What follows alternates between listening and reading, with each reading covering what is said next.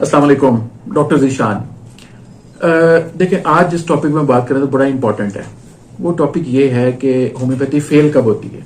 Homeopathy fail तब होती है जिस वक्त हम नुस्खे के मुताबिक किसी प्रेग्नेंट खतून को वॉमिटिंग के लिए नुस्खे के मुताबिक एपिकॉक या सिम्फोरिक कार्पस देते हैं, जबकि वो पेशेंट पल्साटिला की होती है, तो उस वक्त होम्योपैथी फेल हो जाती है। होम्योपैथी उस वक्त फेल हो जाती है कि नुस्खे के मुताबिक हम सर दर्द के पेशेंट को सिर्फ बेलाडोना ही देते हैं, जबकि वो पेशेंट नक्स वोमिका का होता है, जबकि वो पेशेंट ब्रायोनिया का होता है, जबकि वो पेशेंट नेट्रोम्योर का होता है, आर्सेनिक का होता है, कार्बोवेज का होता है। तो ये मैं आज सिर्फ बड़े दर्द दिल के साथ ये बात करना चाह रहा हूँ अपने जो डॉक्टर्स हैं उनके साथ, कि जो लोग क्लासिकली सिम्टम्स के मुताबिक पेशेंट को ट्रीट नहीं करते वो अक्सर फेल होते हैं। लेकिन याद रखें कि होम्योपैथी कभी फेल नहीं होती, सिर्फ होम्योपैथ फेल होता है, डॉक्टर फेल होता है, उसकी जो होम्योपैथी है वो फेल नहीं होती।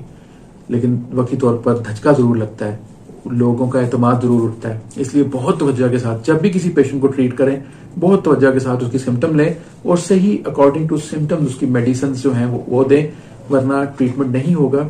अल्टीमेटली आप और होम्योपैथी दोनों का ही नाम जो है वो खराब होगा। इजाजत दें, अल्लाह हाफिज़।